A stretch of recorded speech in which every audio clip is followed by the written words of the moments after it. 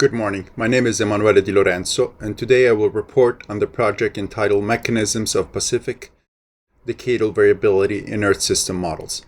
This project is with co-PI Matt Newman at UC Boulder, Sam Stevenson at UC Santa Barbara, and a whole bunch of researchers, students, and postdoc at the different labs, including a collaborator from DOE, Luke Van Rockel. The project objective is to develop a fundamental understanding and synthesis of the mechanisms that energize Pacific decadal variability in Earth system models.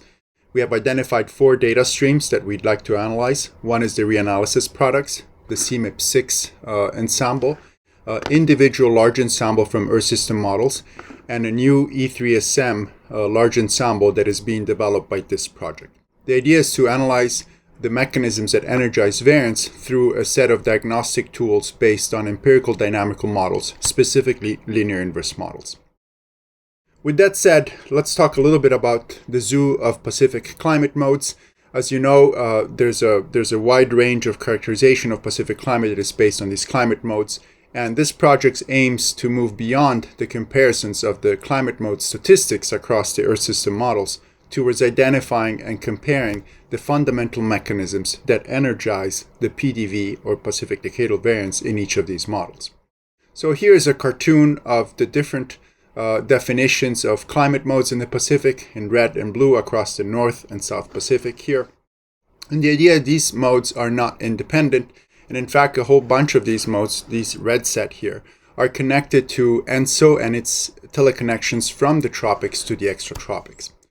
In turn, we also have this other set of blue climate modes that is also connected to tropical-extratropical coupling, but in this case is from the extratropics to the tropics, and these particular type of dynamics are often referred to as the North Pacific and South Pacific ENSO-precursor dynamics.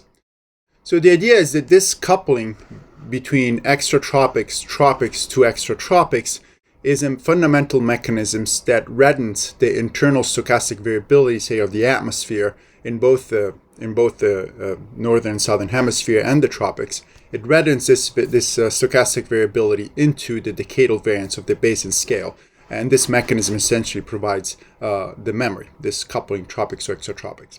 So in short, just to repeat this hypothesis, the idea is that seasonal coupling between tropics and extratropics associated with the sequence extratropical ENSO precursor to ENSO teleconnections reddens the stochastic variability into basin scale decadal variance.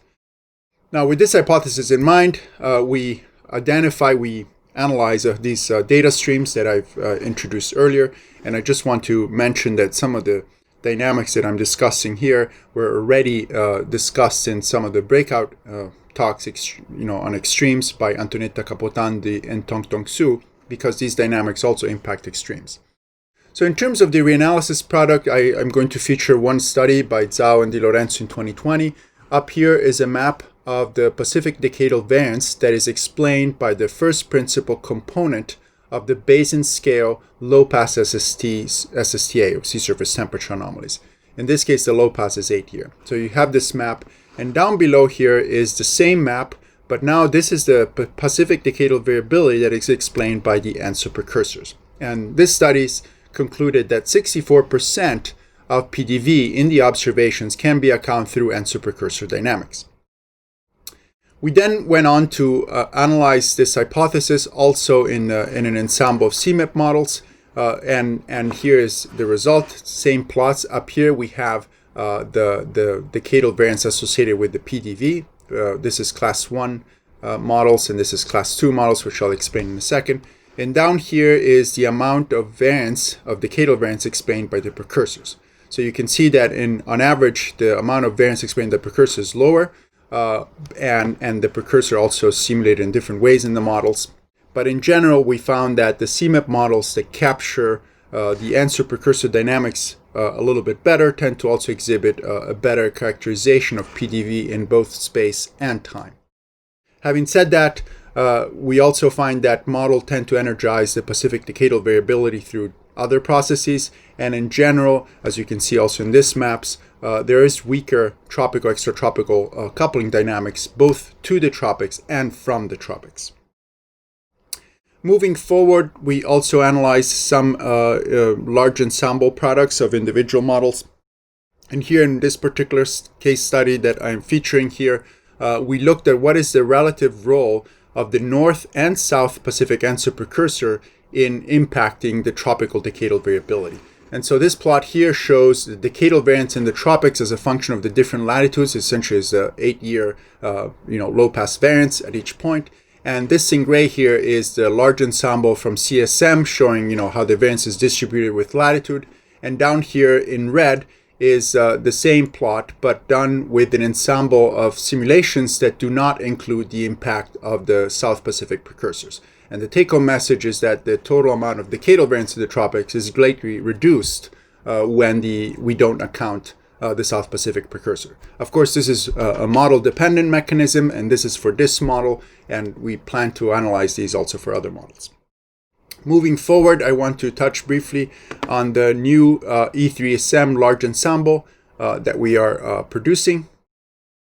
And this is a new 20-member ensemble with the E3SM, and Sam Stevenson will be talking about this afternoon.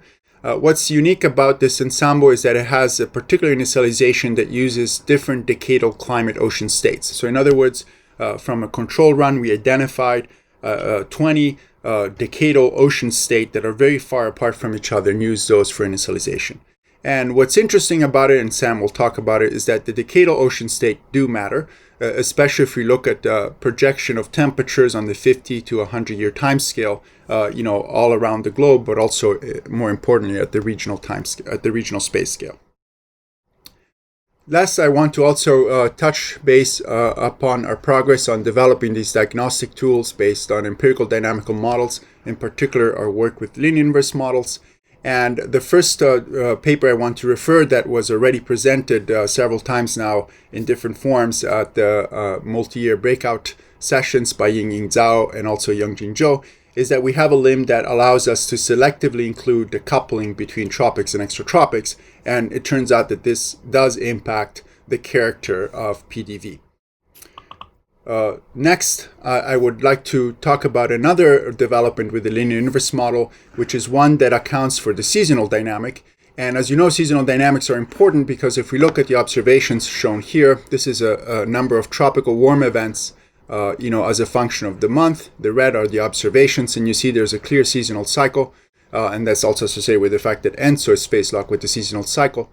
And if we just use a linear inverse model in the traditional case, we find that in the ensemble mean, there is no seasonality in the variance. It's just uniform here. The blue line is the ensemble mean, and the gray is the spread.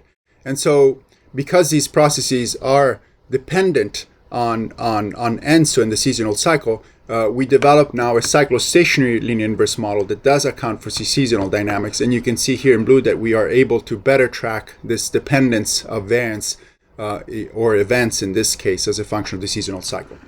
And so the idea is that we want to use this model to further explore how seasonality impacts the mechanisms of Pacific decadal variability. And we think that this cyclostationary limb will allow us to better do that. And so I want to conclude with some near-term objectives. The first goal is to continue to complete the 20-member large ensemble covering the period 1850 to 2100. Right now, we just have runs up to 2000, so we have to do the projection runs. The other two goals is to make our limb diagnostic toolkit available for the RGMA community, as well as complete the seasonal limb diagnostics and possibly make that available as well. And then the last is to continue to perform a more comprehensive analysis of large ensemble simulation from CSM, GFDL in comparison with the one that we are producing, which is the E3SM. And with that, I conclude and thank you for your time.